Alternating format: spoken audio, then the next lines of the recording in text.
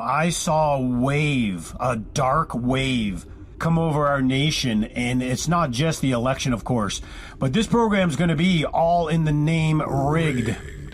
Because when we formed rigged, it was because of the financial system. But rigged is now becoming common in America. It's all rigged. In a rigged system, they're rigged in our culture, they're rigged in the system. Today, we're going to discuss the huge ramifications and the ending of the PetroDollar as we know it. And for those that don't understand, the PetroDollar is what made America great, or as you would hear the term, the American dream concept. It was back in the 70s when the United States made a deal with Saudi Arabia that we would protect them militarily, and the Saudis would then in control, because Saudis were in control of OPEC, which basically controlled the world oil supply, would demand that the world pay for all energy products in U.S. dollars. What that did is forced two things. Number one, it forced the energy-producing nations to take a lot of their profits and then use them to instead of store it in a currency of their own choice, they would buy U.S. treasuries, U.S. bonds, as a way to store up their profit. That was known as the PetroDollar. And then, of course, they would also use their profits to other aspects of finance that benefited the United States. So the United States was able to print all the money it wanted to for social spending, expansion, military, war. We were able to print all the money we needed to because we had all these nations now, and I'm talking every nation in the world needed U.S. dollars in reserve in order to buy the energy for their country. So if you need U.S. dollars in reserve, you would swap out currencies. The dollar would be in high demand, and hence the U.S. dollar was superior. It was the dominant currency, and every nation needed it. And not only did they use the U.S. dollars, but they would also buy the treasuries. The U.S. dollars and treasuries were known as fungible, so they were interchangeable. And so almost every country would take position in the U.S. treasury and the currency. And that made us very powerful, because if everybody needed our currency, we could basically do what we wanted to. Well, the kicking of the can, we call it, you know how they say, just kick the can down the road of debt. Ever since the PetroDollar was enacted, of course, America started going bonkers. We all know what happened in the 1980s with the stock market and the big boom. And then, of course, we had our recessionary crashes and then continued booming. But that is the essence of the American dream. It was because the world needed our currency, our debt. We were able to spend what we needed. We used a lot of the printed money to buy off our enemies, to bribe our friends. And basically, we just hustled the world under the auspice of the U.S. dollar dominance. And unfortunately, that's come to an end. I don't know exactly why, except that this helps usher in the Great Reset. I do believe that destroying the American independence and the American middle class and the American wealth and the sovereignty of the American individual was paramount for the Yahoo bureaucrats, and technocrats, the unelected people in the United Nations and the World Economic Forum that were starting this whole concept of the Great Reset. And what it is basically is a one world order agenda for digital identification and digital currency and a complete programmable digital money and the enslavement of we the people. And all you have to do is look around, not just in the Netherlands and Canada. Those are the two test pilot areas where they are literally confiscating bank accounts without due process just because they don't like what you're doing. The truck protest was a great example of that in Canada. And in the Netherlands, they are literally by gunpoint taking farms away from farmers because they say the carbon dioxide print is hazardous to the world. Can you imagine the Netherlands actually saying they're taking over 600 farms at gunpoint. Now, see, that's why you don't give away your guns, because if the people had their guns, they wouldn't be so easy to take at gunpoint, would they? But they say that it's the fertilizer that they're using in the crops that are causing global warming. Now think about the little tiny nation of the Netherlands, and they actually think this is how cuckoo, how insane, how lunatic these people really are. And I do believe they believe this, but how do you think a little tiny blurb of land called the Netherlands is actually impacting global warming? That is a complete joke. If any nation's impacting it, it's China or India or maybe the continent, the area of South Africa or South America.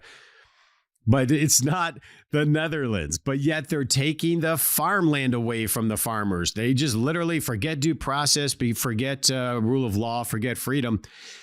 These are the test nations. This is all part of the Great Reset. It's all part of also, if you have not heard, it's a concept called the fourth turning. We're going to get a lot into that in the future.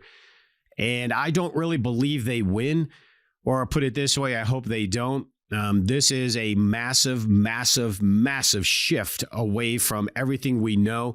The end of the petrodollar that we're seeing right now, I'll get into just quickly here, but the end of the petrodollar is the beginning of it, because now that we no longer have global dominance and we no longer have the petrodollar arrangement, a lot of nations around the world are no longer relying on the U.S. dollar, therefore not buying U.S. treasuries, because they're now doing energy deals now, hence why we went to war in Iraq, folks. It's why we've been to the war in all the Middle East for the most part. It was because these countries were trying to get away from the petrodollar and we would not allow it.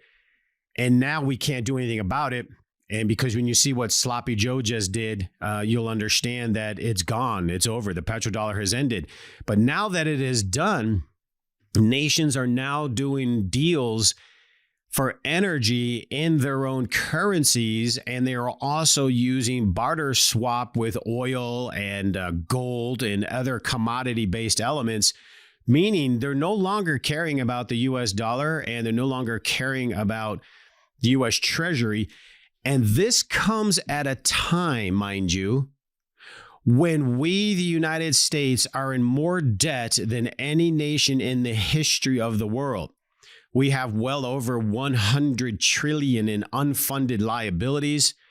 We just blew up trillions and trillions of dollars in fake stimulus when Sloppy Joe took over and the Democrats pushed through all this legislation. Believe me, most of that's going to be money laundered to left-wing groups and such. It's not going to be legit. It's not going to help the people. And you even have now on record, even Democrats, which they never really splinter, are starting to say this was a big mistake and it was just way too large. Well, no kidding.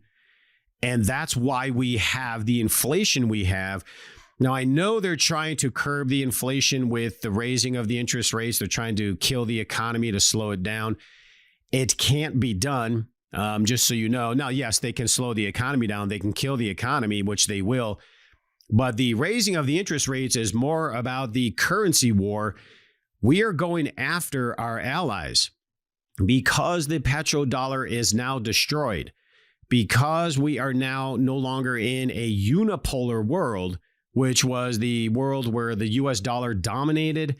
We were the reserve currency. We are now in a multipolar world where 60% plus of all the nations, with Russia, China leading the way, are nations that are commodity-backed. So they're commodity-backed nations, and they're forming their own group called BRICS, which is Brazil, Russia, India, China, South Africa. They are no longer relying on the dollar. And this is very huge, because if the U.S. needed the world to use dollars and buy treasuries to support our drug habit, you could say, as a nation, almost literally, then you have 60% now no longer needing it. Not only are you going to continue to have inflation, we're knocking on the door of hyperinflation. And so that being said, the United States is forced to coalesce its remaining allies, which would be Western Europe and Japan and Canada, and bring them under fold. And so by raising the interest rates, we are crushing these currencies. We are destroying their economies, and we are forcing them to rely on the U.S. dollar.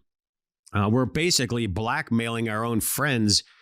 I don't see how that turns out well, to be honest. All they have to do is pivot to the east, and we're done. In America, you've never experienced poverty like you will see, because our nation is basically broke because we've been living in a fractional reserve banking world for too long. But this is the Biden legacy. This is actually, I would say the Obama legacy, because it is really Susan Rice and Obama calling the shots down the street. I don't think Biden really truly knows one day or another where he is. But this is a Biden legacy. South Africa has confirmed that Saudi Arabia will join the BRICS alliance with China and Russia and move away from the U.S. And this is going to have explosive consequences. Huge. Because just as I just outlined, Saudi Arabia controlled the petrodollar. They were the ones that made the deal. We would protect them militarily, which we no longer are. Well, not as well as we should be. And they would make all energy priced in the dollar, which that has broken down. And lately, Sloppy Joe had just gone to Saudi Arabia to beg for more production, because our energy prices are going through the roof, because we're destroying our refining capacity here in America on purpose. These leftists are not good people, folks. I don't understand why people vote that way, except they're just either stupid or ignorant. They just don't know. They don't understand the reality. I realize a lot of people live in an alternate reality. They can have all the belief they want. They can have all the ideology they want. It doesn't make it true. I'm sorry, it just doesn't. A desert is not an ocean. It just doesn't, you can't force that desert to be an ocean. And so I unfortunately, we're dealing with a lot of a population that doesn't really see truth. But this is a huge deal. Now that Saudi Arabia has pivoted, so Sloppy Joe goes to beg for energy. The Arabs are done. They're not that, their culture is not that way. They don't play this kind of game. They don't really care for the mannerism, the integrity, the honor of the left wing of our nation. That's for sure.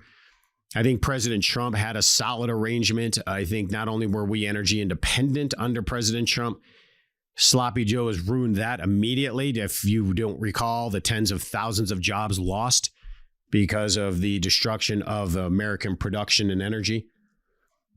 But Saudi Arabia no longer likes us. So they have pivoted. They have now gone towards China, Russia. And I spoke about this a few years ago. China went in and did a mega billion-dollar deal helping Saudis with a refining capacity. And I said that this was coming, that this would be the day where Saudi will leave. And it only takes the inept, and I mean deepest of inept psychology of left-wing leadership to force these people out. They're in their own survival mode, the Arabs.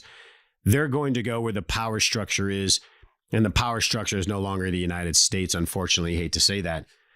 But under Sloppy Joe, the U.S. leader who suffers really, as we all know, from dementia, we know he's not in charge. This really is probably Obama's call. He's openly, but the problem is they're using him as the front man, but he is openly mocked on the international stage. How embarrassing for the United States is this? If I'm on the left side of politics, if anything, couldn't you at least be embarrassed? Because this is not good. This is not how the United States should have been portrayed. I've never seen a leader in all of my 54 years that is this embarrassing. Even our U.S. allies are now aligning with China. That ought to tell you something. Saudi Arabia has announced in March that it was considering accepting the Chinese yuan instead of the U.S. dollar in future transactions, which they now are doing. It will end, and it has ended the U.S. dollar supremacy. And it was facilitated by sloppy Joe Biden, by the Democrats, and the uniparty members, period. That's just the way it is, folks. You need to know. And you better tell people about that, because this is changing everything that we know. It is destroying the American dream as you know it. And if we do not stop it during this fourth turning, if we do not take back our academia, if we do not take back our institutions of government and our finance and put it back on the right path to truth, we will be slaves to a communist system, and you will not like the results. There's no doubt about that. Joe Biden and his handlers are single-handedly destroying the United States. And we all know that. For those who actually acknowledge it, Obama does want to destroy the United States. Mrs. Obama has been clearly caught, with her lips talking so nasty and so horrific about the U.S. They hate this country. They want to tear it down and build it up into their own utopia. And it's not going to include you, that's for sure. But in July, Saudi Arabia was invited to join the Shanghai Cooperation Organization and the BRICS. And over the weekend, South African leader confirmed that the likelihood of Saudi Arabia joining the BRICS alliance is true. So when you put all that in perspective, we are now becoming what you would call, and for many of those who know, a Zimbabwe. In Zimbabwe, they had such a hyperinflation, they would have $1 million bill, and that would not even buy you a loaf of bread. This is not quantitative easing or quantitative tightening. And when you hear those words, it's basically quantitative easing is money printing. Quantitative tightening is raising interest rates. We are basically becoming counterfeiters because they're just printing money out of thin air. And now they're raising interest rates to try to destroy the currencies of our allies, to force them into the hands of the dominant dollar. But I can promise you one thing is the dominant dollar is not real, and why gold and silver is going to be so valuable in the future. But the dominant dollar is going to have its reckoning. And when it does, it is going to be a free fall from a cliff. This is none of those. That's why the United States Treasury is now exploring debt buyback. Now, listen to this part because this is big. Debt buyback. Think about it for a minute. Now, it goes into basically that this is all financial trickery, of course, from Treasury Secretary Janet Yellen. So if the Federal Reserve bought U.S. debt, that would be quantitative easing. Money printing, buying U.S. debt, basically, because we're printing money to issue debt, and then they're going to buy the debt. But if the Treasury buys its own debt, while mind you, no sane investor would touch it, given that there's a negative rate of return relative to real inflation. As I told you about inflation, they had the ticker at 8.6% year over year inflation in September. But when you use the 1980s matrix of measuring inflation, we're really at a 16% inflation rate. And we wonder why many of us are actually looking at prices going, wait a minute, this really is getting out of control. They're going to call it something else. And when old Janet Yellen says she's asking the banks about the plans, you can rest assured that the fix is already in and the deal is already done. And basically, like everything else that the Fed does, it's going to be hugely inflationary. You have to catch that. So not only are we falling apart at the seams with the collapse of the PetroDollar, we are now, from the U.S. Treasury's point of view, going to buy back debt that they made. So basically, they printed money, monetized it, made it somewhat technically real, put it out into the system, and then they're going to, it kind of makes sense. I know this is not easy. They're then going to take that, they're going to buy that money back, kind of take it back. Well, it makes no sense because they're going to buy back money they printed with more printed money. So we print money, create debt, and then we're going to print more money and then buy back the printed money that we created debt with. Do you see? When you get into that kind of spin, you're in deep trouble. And you think the inflation we have now, they think by crushing the economy with high rates, that's not what they're doing. Number one, this is a currency war. But the raising of the rates, it's not going to stop the inflation because the actual printed currency, the U.S. Treasury currency notes you hold, the Federal Reserve notes you hold in your wallet, remember, they're not U.S. dollars. U.S. dollar is, by definition, grains of silver, grains of gold. Those are just currency IOU notes. And so you're holding, and I still can't, it just amazes me how many people hold on to massive amounts. I keep bringing up this lady who had $400,000 sitting in a savings account, and she just doesn't want to lose it. I says, you're already losing it. This year alone, you have 16% inflation on that $400,000. That's $60,000 you've already lost in buying power, and you don't understand because you're storing it in currency. Let alone you're in a bank, which you're in deep trouble because there'll probably be a freeze and a big chunk of that's going to get taken anyway. But the fact is, folks, if you're storing, yes, we need 3-6 months of emergency currency to pay bills. But anything beyond that, you're holding on to a death spiral asset. And it's better to have silver and gold in a vault than it is currency in a bank. Because the Treasury printing money, issuing debt, and then printing more money to buy back the printed money debt is going to be so inflationary, you haven't even begun to see inflation. So even if they destroy the economy, which it looks like they're going to with raising interest rates, it's not going to stop the inflation because the dollar doesn't buy anything. This is just more money printing going ballistic by a different name. Literally, the only defense we have against Treasury Secretary Yellen and the criminals at the Fed and Treasury is to trade our basically death spiraled U.S. currency notes for real money at every opportunity you get. So we finally, it has happened, I guess you could say. The PetroDollar has been destroyed. I definitely would recommend giving Cornerstone Asset Metals a call. Once this plays out, you're going to understand if you think you're saving currency is somehow going to help you, wait until that currency buys you nothing. And if you don't think it's possible, just look at the South during the Civil War. Their currency was worth something, and then it turned into nothing. So we really stay focused. We put ourselves on the right side of the fence. We are the ones who come out ahead in the fourth turning. No matter what direction we go, if we're in the right asset, we will have something instead of nothing. So until next time, God bless each and every one of you.